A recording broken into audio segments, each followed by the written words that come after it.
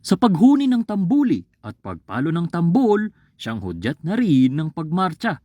Umpisa na kasi ng parada ng Panagbanga.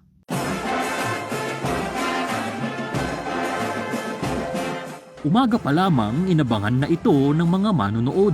Isa na rito ang magkaibigang sina Ice at Josh na willing manatili sa Baguio sa buong buwan ng Pebrero.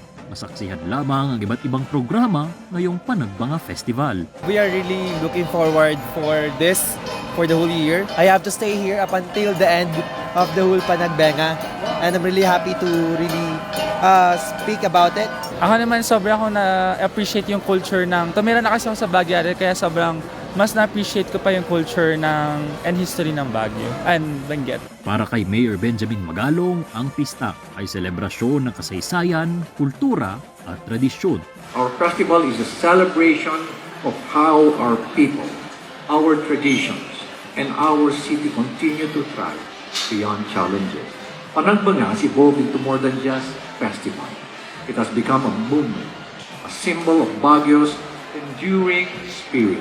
Pagdating sa Melvin Jones Grandstand, nagpasiklaban ang 5 drum and lyre dance competitors at 13 naman sa cultural dance performers.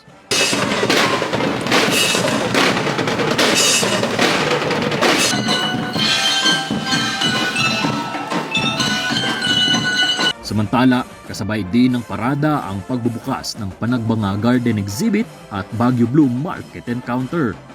Nico Gatchalian para sa PIO Baguio Balita.